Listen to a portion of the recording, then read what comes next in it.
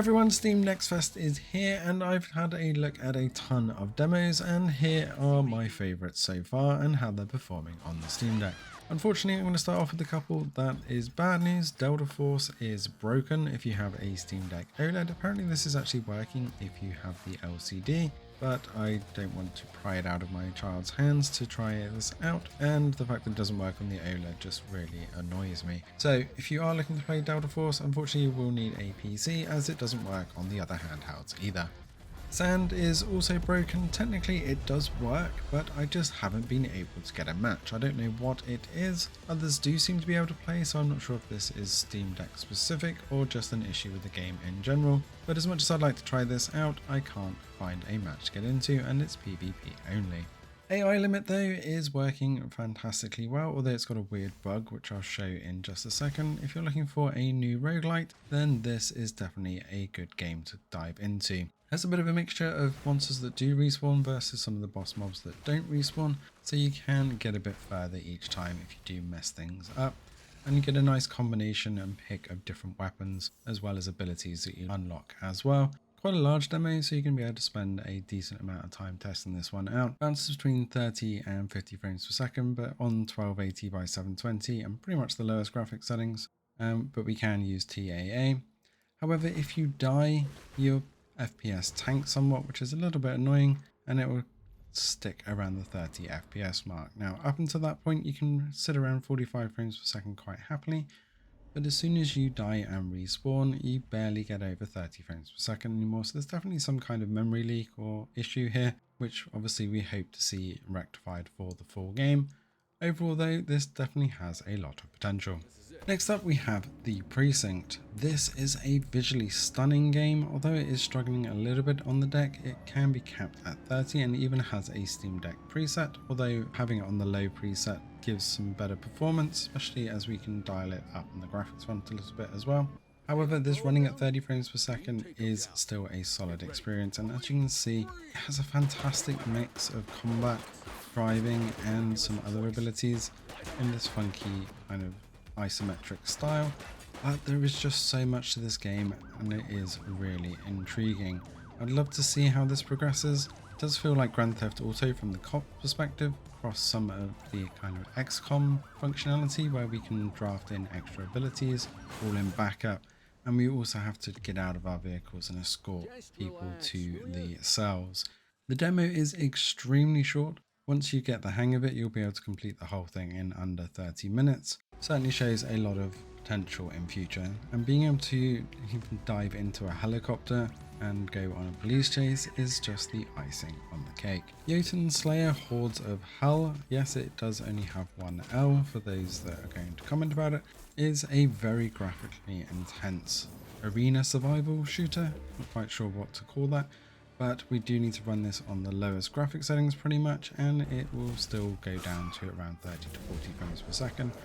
I do have to admit though, this does look absolutely beautiful on the Steam Deck OLED screen, and it will on the LCD as well. But this is definitely one of the most graphically intense survival shooters that I've come across so far, with some added twists that you have to complete objectives, and it's only a 10-minute run before you then unlock the boss to actually fulfill the raid and progress your character.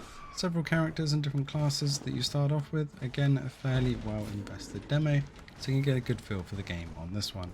Teenage Mutant Ninja Turtles Splintered Fate up next, and you can do co-op on this, but you need a party code, so this is more of a play with a friend scenario. You kind of have instance battles, not quite a survival style, but definitely a more arcade style where you're upgrading your character through levels, taking on mini bosses and progressing your character level.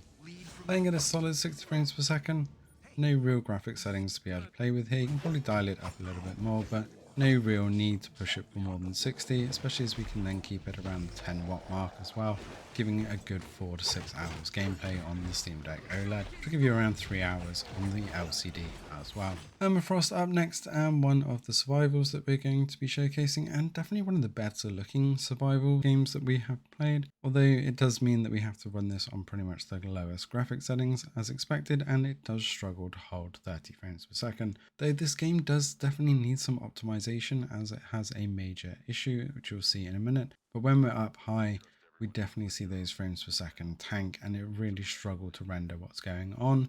Voice acting is also a little bit sketchy, but if you try and mine a rock, the frames per second just goes to absolute slideshow mode. Not quite sure what's going on with the mining rocks animations, but definitely an issue there. But when you do actually progress past that, it does still run around the 30 frames per second mark quite happily.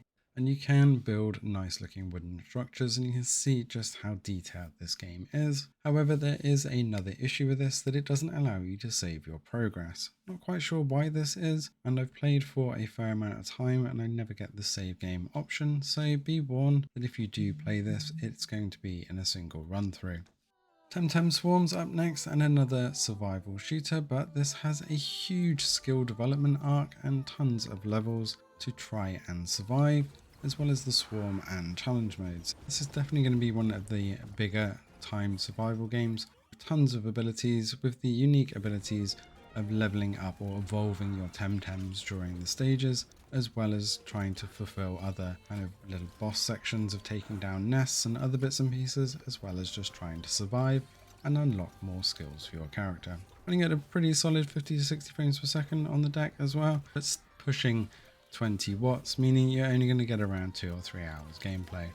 Use X Nordics, and hopefully I've actually pronounced that correct for a change, is running spectacularly well on the deck. Okay, it's not pushing 60 frames per second, but it can look absolutely gorgeous at 40 to 50 frames per second with the medium graphic settings here, which is more than good enough for this style of game. You could probably cap this at 30 to get that wattage down a little bit, but I was just pushing it to see how good it was, and it having the fluid styles around the 40 to 50 frames per second mark was definitely where I was happy with this one.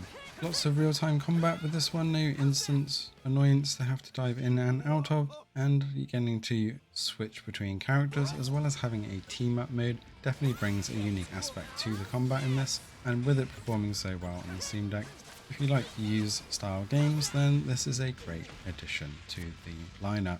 Project Mist is our last survival game to round us out, and is tough to run on the Steam Deck to say the least. The graphics do have a lot of potential, but I don't think it looks the best on the lowest graphics. And with the gravity gun concept, definitely going to have a lot of different things that you can do in this one. Slightly different take on the crafting with this one, with a very limited amount of inventory and needing a machine to craft a lot of basic materials. But having such a small inventory is definitely going to make resource management much more tricky in this one. Some questionable mechanics on the actual gathering itself, especially as we can't seem to hit basic things, and then also the trees magically turning into massive logs even though they were small trees to begin with, and then them also turning into stone becomes a bit of a weird scenario later. Monsters also have a bit to be desired, also some strange weaponry as well, but definitely one to keep an eye on, and at least it's working on the Steam Deck, and you also can save your progress on beds. Of course, there's tons of other demos available in Steam Next Fest, but this is our top picks at the moment. Let us know in the comments below if there's any that you think that we should have a look at, or what you've been testing out on the deck. Thanks for watching, and see you in the next one.